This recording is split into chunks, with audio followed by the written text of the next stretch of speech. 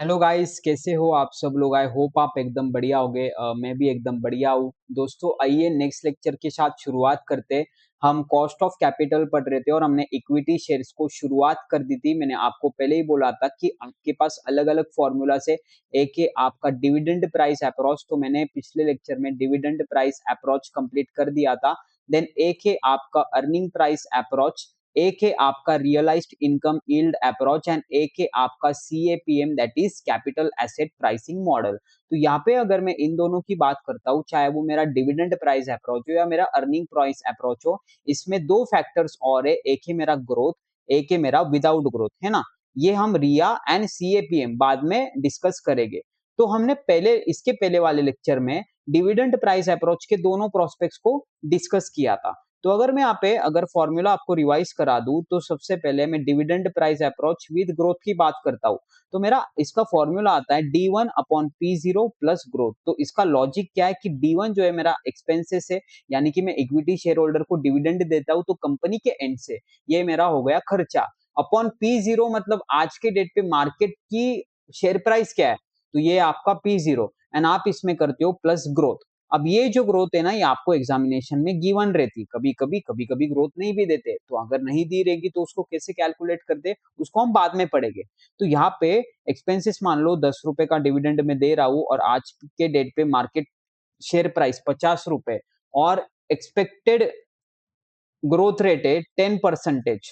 तो अब मुझे इसको सॉल्व करना पड़ेगा। पर मैंने आपको बताया था कि इसमें एक मिस्टेक हो सकती है। तो यहाँ पे मिस्टेक क्या हो सकती है, तो देखो आप क्या कर लेंगे, आप करेंगे 10/50 प्लस आप कैलकुलेटर यूज करते हो, देन आप 10 प्रेस करेंगे एंड आप परसेंटेज का बटन भी प्रेस कर जाएंगे। तो इस केस में आपका आंसर हो जाएगा गलत। तो वो क्यों होगा मैं आपको ये भी बताता हूँ। ये देखो 10/50 मेरा 0.2 आता है प्लस 10% हो जाता है मेरा 0.22 इंटू 100 में करता हूं तो मेरा आ गया है 22%।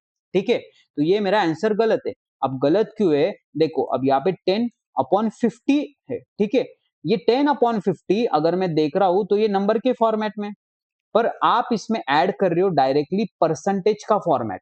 तो आपको सबसे पहले 10/50 प्लस इसको नंबर फॉर्मेट में कन्वर्ट करना पड़ेगा अपॉन प्लस 0.10। तो 10/50 प्लस 0.10। ओके, तो आपका आंसर आएगा इंटू 100 करके 30%। ठीक है, मिस्टेक क्यों हुई आपको समझा है। मिस्टेक इसलिए होती है इस क्वेश्चंस में क्योंकि आप क्या करते हो 10/50 करते हो कैलकुलेटर पे, प्लस आप ये करते हो 10 प्रेस करते हो and you press the button of percentage, जिसकी वजह से मैथमेटिकल फ्रैक्शन चेंज हो जाता है। पर आपको अगर ये आपका नंबर के फॉर्मेट में दो, ये भी आपको नंबर के फॉर्मेट में ही कन्वर्ट करना पड़ेगा, यानी कि ऐसे लिखना पड़ेगा 10/50 प्लस 0.10 एंड जो आंसर आएगा फिर इंटू 100 करना, तो आपको 30% आ जाता है। इसी के साथ हमने एक और इसमें चीज देखी थी कि ये जो आपका होता है ना D1, तो ग्रोथ वाले इसमें वो कभी कभी आपको D0 देंगे। तो आपको प्लस जी दो जगह करना है। तो आपको D0 प्लस जी करना है। तो D0 plus g is your D1 and D1/P0 plus g, ये तो आपका ग्रोथ का ही फॉर्मूला है। तो यहाँ पे कंफ्यूज मत होना, कभी कभी क्या हो जाता है वो जानबूझ के आपको ऐसे बोलेगे कि 10 रुपए मेरा डिविडेंड था एट D0, क्योंकि D1 is my expected dividend and आपको एक्सपेक्टेड डिविडेंड ही चाहिए।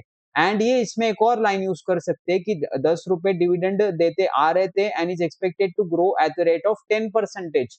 तो अर्थात आपको सबसे पहले D1 कैलकुलेट करना पड़ेगा कि पहले साल 10 था, अब ये 10% से इस बार बढ़ेगा यानी कि 11 रुपए। अब यहाँ पे P0 है मेरा मान लो 50 रुपए एंड प्लस 10%, क्योंकि ग्रोथ का फॉर्मूला कंसिस्टेंट प्लस जी है। ठीक है, ये कहाँ गया ये, अरे भाई,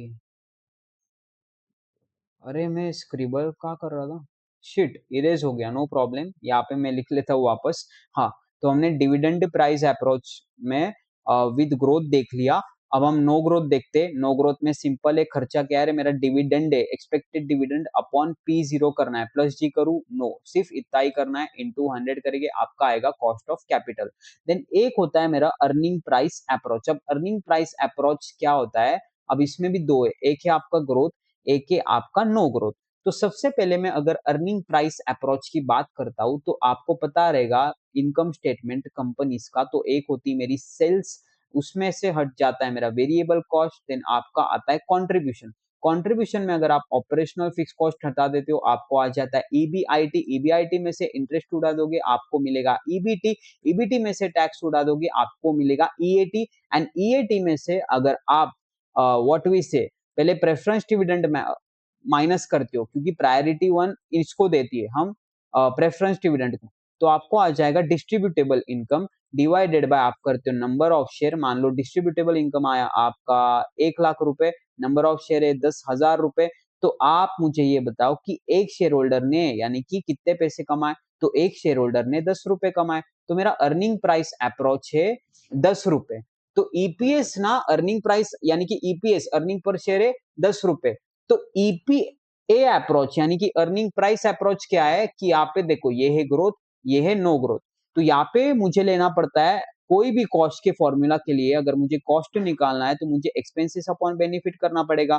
अब अर्निंग प्राइस अप्रोच में कंपनी के पॉइंट ऑफ व्यू से क्या एक्सपेंसेस है, कंपनी के पॉइंट ऑफ व्यू से ईपीएस है जो उनको इक्विटी शेयर को देना पड़ेगा, पर बेनिफिट क्या है, अरे आज के डेट पे मार्केट शेयर प्राइस क्या है, इंटू 100 करूंगा मैं यहाँ पे, तो यहाँ पे कितना आया था मेरा 10 रुपए का मेरा ये आया था ईपीएस, 50 रुपीज मान लो शेयर का आज के डेट पे प्राइस है, इंटू 100 करूंगा तो इसका आंसर आता है मेरा 10 divided by 50 into 100, that is 20% is nothing but my cost of capital. पर यहाँ पे एक और चीज है ना यहाँ पे कि यहाँ पे प्लस विद ग्रोथ वाला भी है, तो सिमिलर तरीके से ईपीएस हो गया आपका खर्चा, देन नीचे बेनिफिट मतलब P0 प्लस आपको इसमें करना है ग्रोथ। पर यहाँ पे आपको ये समझना चाहिए कि हमने जैसे डी वन पे जाने के लिए D0 प्लस ग्रोथ किया था ना, तो ये क्यों किया था, क्योंकि आपका पिछले साल का डिविडेंड नेक्स्ट ईयर डिक्लेयर होता है, तो इसलिए आपको ये दिया होता है तो आपको यहाँ पे जाना पड़ता है। पर ईपीएस में ऐसा नहीं, ईपीएस इस साल का इसी साल में पे होता है, अगले साल का अगले साल में ही पे होता है, तो ये आपका हमेशा ईपीएस ही होता है। तो आपको सिर्फ ईपीएस 10 रुपए, ये मान लो 50 रुपीज है, एंड प्लस आपका ग्रोथ है 10%। तो अब इसको सॉल्व करना, 10 डिवाइडेड बाय 50 प्लस 0.1 इंटू 100 करो, 10 डिवाइडेड बाय 50 प्लस 0.1 क्यों लिया, क्योंकि सर नंबर का फॉर्मेट है एंड राइट में परसेंटेज का, तो ये आ गया आपका 30%। तो इसी के साथ मेरा अर्निंग प्राइस अप्रोच भी अब मैंने कवर कर लिया है। अब मैं आपको बात कर रहा था ग्रोथ की, पर ना ग्रोथ कभी कभी आपको गिवन होता है एग्जामिनेशन में, वो ग्रोथ आपको दे देते, पर कभी कभी आपको ऐसा भी हो सकता है कि ग्रोथ का परसेंटेज ही ना दिया हो। जैसे यहाँ पे फॉर एग्जांपल अगर मैं बात करता हूँ, यहाँ पे अगर मैं बात करता हूँ तो देखो कहाँ पे गया वो क्वेश्चन मेरा, expected to stay constant, question update नहीं किया इसमें, प्लस ने ग्रोथ वाला का यूज किया है मैंने, हाँ ये वाला क्वेश्चन था, ये देखो अब यहाँ पे प्लस जी करते हो, ये एक परसेंटेज होता है, कभी कभी ये परसेंटेज आपको गिवन होता है, कभी कभी वो गिवन नहीं होता है, तो अगर वो गिवन ना हो तो आप ये ग्रोथ को कैसे कैलकुलेट करेंगे, हम इसी के बारे में डिस्कशन करने वाले हैं। सबसे पहले हम कॉन्सेप्ट पढ़ रहे एस्टिमेशन ऑफ ग्रोथ, तो इसके लिए सबसे पहले आपके पास एवरेज मेथड है। अब एवरेज मेथड को अगर मैं ध्यान से देखता हूँ तो हम लेते हैं इसमें करंट डिविडेंड, तो current dividend is nothing D0 equal to D N 1+G⁻n, तो यहाँ पे ये होता है आपका करंट डिविडेंड, पर यहाँ पे ये वाला जो है ना ये आपका होता है dividend in n years ago. ये फॉर्मूला मुझे थोड़ा थोड़ा सा फ्यूचर वैल्यू का लगता है, future value is nothing but present value of 1+I⁻n। क्या हमने कुछ ऐसे similar kind of question solve किया है क्या जहाँ पे मुझे I निकालना था? जी हाँ मैंने किया है, मुझे कैलकुलेटर ट्रिक निकालनी पड़ती है, तो कैसे करते हैं उसको फटाफट से देख लेंगे। अब यहाँ पे देखो, एक तो देखो एवरेज मेथड से ना, देखो मैं आपको एलाबोरेट करता थोड़ा, चलो ये देखो एवरेज मेथड से हम क्या निकाल रहे हैं, हम निकाल रहे हैं कि ग्रोथ कितना है मेरा, तो यहाँ पे इसने सबसे पहले फॉर्मूला क्या किया कि आपका D0 है equal to D N 1+G 1+G⁻n, मतलब ग्रोथ रेट है, G is for growth rate. यहाँ पे अरे हम क्या करते हैं, यहाँ पे इसको अगर मैं LHS में लेके आऊँ ये पूरा साइड, तो इक्वल टू है तो यहाँ पे डिवाइड हो जाएगा, right, than equal to 1+I⁻n रहेगा। अब यहाँ पे ये n को मैं LHS में लेके आऊँ तो ये स्क्वायर रूट बन जाएगा मेरा, तो D0 upon D N and यहाँ पे आएगा raise to n, equal to 1 plus i. अब यहाँ पे मान लो मैंने इसको भी n nth root of d0 upon dn minus one is nothing but my i. तो सिमिलर तरीके से मुझे कुछ ना कुछ तो यही लग रहा है, अरे इन्होंने कुछ नहीं किया, इन्होंने खाली इस वाली चीजों को लेफ्ट साइड पे लाया। Future value is nothing but your present value of 1 plus i raise to n। तो F V upon P V या पे root n minus one equal to i, वही चीज है। यानी कि आप इसको दोनों तरीके से लिख सकते हो, पर आपको अगर आय निकालना है ना, तो आप कैसे निकालेंगे आय? आय आप वो निकालेंगे ये कैलकुलेटर के ट्रिक से। हमने कैलकुलेटर ट्रिक आपको एक सिखाई थी, आपको ये वाला क्वेश्चन तो याद ही होगा, जहाँ पे हमने किया था future value equal to present value 1 plus i raise to n. तो आपको मैं दोनों हिस्सों से दिखा देता हूँ, F V upon P V root, यहाँ पे आपका 40 आंसर है, and minus one equal to i. तो यहाँ पे देखो 48th रूट ऑफ मेरा ये क्या था रे, इसका आंसर मेरा था, अच्छा ओके 40 इसका आंसर है, ये बाहर वाले का आंसर है। तो मैंने आय को कैलकुलेटर ट्रिक से निकाला था। आपको जो भी आंसर आ रहा है पहले d0 अपॉन dn करके आपको कैलकुलेटर पे एज इट इज लेना है। देन आपको रूट वाला बटन 12 टाइम्स प्रेस करना है। देन आपको उसमें से करना है माइनस वन वाला button, then divided by n। तो आपका जो भी n होगा क्वेश्चन डिवाइड बाय, मान लो एग्जांपल n है आपका 10, तो आपको करना पड़ेगा डिवाइड बाय 10। एन मतलब नंबर ऑफ पीरियड या नंबर ऑफ ईयर्स। देन आपको करना पड़ेगा plus one, then into equal to button आपको करना पड़ेगा 12 टाइम्स प्रेस, एंड जो भी आंसर आएगा माइनस वन करना, इंटू 100 करना, आपका आ जाएगा डायरेक्टली ग्रोथ का परसेंटेज। ये हमने बहुत डिटेल में प्रैक्टिस किया है, एक बॉन्ड्स एंड अमोर्टाइजेशन करके एक लेक्चर है उसमें, इसलिए मैं यहाँ पे अभी टाइम नहीं स्पेंड करूंगा ज्यादा। अब आइए नेक्स्ट वाला देख लेते हैं, इस पे थोड़ा सा टाइम मैं देना चाहूंगा क्योंकि ये काफी लोगों को पता ही नहीं, मैंने जितना समझा है। अब एस्टिमेशन ऑफ ग्रोथ कर रहे हैं हम, पर यहाँ पे एक टेबल मेथड है। टेबल मेथड है, मुझे पता नहीं है कभी पूछेगा क्या एग्जामिनेशन में, पर काफी इंटरेस्टिंग सा है, थोड़ा समझ लेना। अब देखो ग्रोथ रेट आप एक और तरीके से निकाल सकते हो। आपको देखो क्या करना है, आपको पहले d0 अपॉन dn करना है, ठीक है, यानी कि ऊपर वाला ये थोड़ा सा, तो d0 अपॉन dn करना है। एंड एक टेबल आपको दिया रहेगा future value investment factor table करके, इंटरेस्ट फैक्टर। तो यहाँ पे देखो ये सब टेबल आपको गिवन रहेगा। मान लो आपने किया फॉर एग्जांपल, यहाँ पे मैंने एक एग्जांपल भी ले रखा है, the current dividend d0 is 16.10 rupees and the dividend 5 year ago was rupees 10। तो क्या मेरा d0 अपॉन dn यानी कि 16.10 रुपीज अपॉन 10 कितना आता है बेटा, 16.10 डिवाइडेड बाय 10, 16.10 डिवाइडेड बाय 10 मेरा आता है 1.61। तो अब मुझे क्या करना है पता है क्या, ये जो रिजल्ट आया ना 1.61, अब मुझे ये फॉलो करना पड़ेगा। यानी कि ये देखो 1.61 कहाँ पे, 1.61 यहाँ पे है, यहाँ पे, तो ये यहाँ पे आ रहा है, तो ये फिफ्थ ईयर पे आ रहा है। पर इसका रेट ऑफ परसेंटेज क्या है, ये है 10%। तो ये देखो see the interest rate for the corresponding column which is 10%, इसलिए आपका ये 10% आंसर आ गया है। आई नो ये थोड़ा सा ऐसा अलग सा है, पर वो क्या बोल रहा है कि जो भी आपका आंसर आ रहा है ना, वो देखो कि टेबल में कहाँ पे लाई कर रहा है, टेबल में देखो यहाँ पे लाई कर रहा है। इसका परसेंटेज कितना है, इसका परसेंटेज है 10%, समझे। तो यहाँ पे एन देखो, यहाँ पे एन है, एन है आपका 5, तो यहाँ पे इसलिए फिफ्थ वाले रो में आपको चेक करना है। यहाँ पे आपको 1.6 जहाँ पे मिल रहा है, इसके ऊपर देखना है ये कौन से वाला कॉलम में, ये 10% के कॉलम में। ये बहुत सिंपल है। आइए एक और है अपने पास, चलो एक और ट्राई करते। ये टेबल आपको दिया रहेगा टेबल मेथड में, एक कंपनी है जिसने डिविडेंड दिया है 8 रुपए पर शेयर 7, ओ तो ये क्या है, ये मेरा डी एन हो गया, ठीक है, 7 years एगो बोला है, एगो is my N. Current dividend है 15.16, तो 15.60 अपॉन मुझे करना पड़ेगा 8, तो ये आएगा मेरा 1.95। अब यहाँ पे मेरा एन क्या है 7, तो अब मुझे पहले रो 7 देखना है।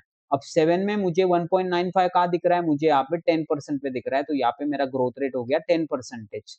क्या देखो एक यहाँ पे ट्रिक भी लिखी है मैंने, always take the value from the same row, मतलब यहाँ पे रो वही सिलेक्ट करना है जितना आपका एन है, तो basically and read the interest from the same column, मतलब ईयर का वो फिगर। फॉर एग्जांपल मान लो किसी आंसर में आपका 1.93 आया एंड उसका कॉलम हेड देख लो, तो 14% is nothing but your growth का आंसर। अब मुझे बस एक मिनट देना, यहाँ पे मैं देख लूँ कि मेरा ना लैपटॉप का चार्जर कहाँ पे?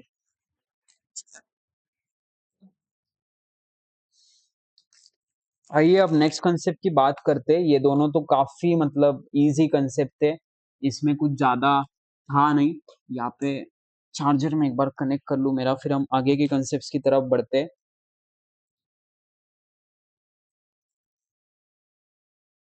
Hello hello, okay guys, I hope this is going fine absolutely. हाँ, तो अब यहाँ पे मेरे पास ग्रोथ के लिए एक बहुत इंपॉर्टेंट फॉर्मूला आ जाता है। आप जब चैप्टर नंबर 8 पढ़ेंगे डिविडेंड पॉलिसी, तो उसमें एक मॉडल पढ़ते हो आप गॉर्डन्स करके। तो गॉर्डन्स का एक रिलेवेंस आपका कॉस्ट ऑफ कैपिटल में भी आता है, जो आपको गॉर्डन्स मेथड से यानी कि आपको ग्रोथ कंप्यूट करना सिखाता है। तो पहले हमने ग्रोथ के लिए एक देखा एवरेज मेथड, मतलब वो कैलकुलेटेड ट्रिक वाला। एक हमने देखा टेबल मेथड, जो बहुत ज्यादा इजी है। पर आप जो देखेंगे आप, ये है आपका गॉर्डन्स मेथड। तो यहाँ पे देखो, गॉर्डन मेथड का आपको एक फॉर्मूला दे रखा है। तो आपका ग्रोथ का फॉर्मूला है, growth is nothing but B into R. तो बी इंटू आर, यानी कि अगर आपको इसको याद रखना है, तो गॉर्डन बोलता है कि ग्रोथ जो है ना वो बीयर पीती है। तो बीयर पीती है मतलब क्या, वो बी इंटू आर करना है। तो growth is nothing but my B year. Okay, तो ऐसे ही याद रखने के लिए आप ये रख सकते हो। तो आपका इसका फॉर्मूला है बी इंटू आर। बी मतलब क्या कि अर्निंग रिटेंशन रेट मेरा कितना है, एंड आर मतलब क्या कि rate of return on fund invested.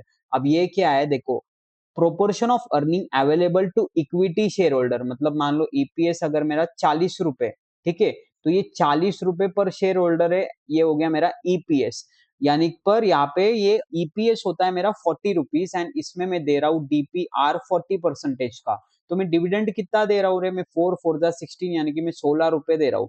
तो 40 - 16 यानी कि 24 रुपीज मैं अब तक पे ही नहीं कर रहा हूँ, मतलब मैं वो रिटेन कर रहा हूँ। तो ये आर जो है ना, आर सॉरी, ये जो बी है, बी ये मेरा अर्निंग रिटेंशन रेशियो है। तो ये रिटेंशन रेशियो निकालना है तो कैसे करूंगा, 24/40 करना पड़ेगा ना मुझे। तो 24/40 इंटू 100, तो ये आएगा मेरा 60%। तो 60% is nothing but my B, and R मतलब क्या, rate of return on fund invested. आइए एक प्रैक्टिकल एग्जांपल हम देख लेते। देखो, अर्निंग पर शेयर है आपका 10 रुपए, डिविडेंड आप दे रहे हो 4 रुपए, मतलब 40% आप डिविडेंड दे रहे हो, अर्थात आपका जो है ना, ये क्या बोलते हैं इसको, रिटेंशन रेशियो वो होगा 60%। Return rate of return on funds invested है आपका 15%। तो आपकी ग्रोथ जो है वो बी ईयर है, मतलब बी इंटू आर है। तो बी कितना है, 60%, राइट। यानी कि मैं इसको सिमिलर तरीके से 60% प्लस मुझे करना पड़ेगा यहाँ पे आर 15%। तो यहाँ पे सिमिलर तरीके से अगर मैं देखता हूँ, तो 60% इज माई 0.60, एंड ये है मेरा 0.15। तो यहाँ पे ओके, मैं प्लस क्यों कर रहा हूँ, मैं वही बोला, मैं प्लस नहीं करना चाहता हूँ, यहाँ पे इंटू करना है। तो यहाँ पे आपको दोनों तरीके से दिखा देता हूँ। तो 60 × 15%, तो ये आएगा 9%, या 0.60 प्लस 0.15, ओके, या 0.60 इंटू 0.15 करोगे तो भी आपका 9% ही आएगा। ठीक है, तो दोनों इसमें आंसर आ जाता है मेरा 9%। तो सिमिलर बहुत इजी फॉर्मूला है। तो growth is nothing but my B year, B into R. B is nothing but my retention ratio, ठीक है, तो ये होता है मेरा retention ratio, and R is nothing but my return invested on funds. तो यहाँ पे रिटेंशन रेशियो मतलब क्या, अगर ये मेरा अर्निंग पर शेयर है मान लो 100 रुपए, अब यहाँ पे कंपनी कॉल लेती कि आपने को इसमें कितना डिविडेंड देना है एंड कितना नहीं देना है। तो डिविडेंड डिक्लेयर करना कंपलसरी नहीं होता है लॉ में, हाँ, पर एक बार डिक्लेयर किया तो आपको पे करना होता है, पर यहाँ पे डिक्लेरेशन इज योर कॉल। तो डिविडेंड कितना देता है, तो इसके लिए एक कंसेप्ट होता है डीपीआर बोलते हैं आप जिसको, यानी कि डिविडेंड पे आउट कितना करेंगे। तो मान लो कंपनी बोलती कि साल हम 40% डिविडेंड दे सके, तो आप 100 रुपए में से 40% क्या कर रहे हो, आप एज ए डिविडेंड दे रहे हो, यानी कि 40 रुपीज। पर अगर आप 100 रुपए के दो टुकड़े कर रहे हो, तो ये हो गया 40, बैलेंसिंग हो गया 60 रुपए, तो ये हो गया 60%। तो 60% आपका हो गया रिटेंशन, मतलब क्या कि ये वापस में धंधे में इन्वेस्ट करूंगा, मतलब इसको आप बोलते हो रिटेन्ड अर्निंग्स। तो आपको पहले लेना पड़ता है बी इंटू आर में रिटेंशन रेशियो, तो ये आएगा मेरा 60%, ये आपको दिया रहता है 15%। तो 60 इंटू वाला बटन ये वाला 15 प्रेस करना, परसेंट का साइन इनटू 100 करेंगे, आपको मिल जाएगा ग्रोथ इन परसेंटेज। हमने क्वेश्चन भी सॉल्व करके इसको इसका देख लिया। तो ओके, इसी के साथ गाइस ये लेक्चर मैं कंक्लूड कर रहा हूँ। थोड़ा सा छोटा लेक्चर जरूर है, क्योंकि आगे की फिर जो कंसेप्ट है ना, वो थोड़े से फिर लेंदी कंसेप्ट है, इसलिए फिर मैंने बोला कि उसको पार्ट 2 में कवर करते, वो फिर थोड़ा सा वन शॉट बिग लेक्चर ही रहे।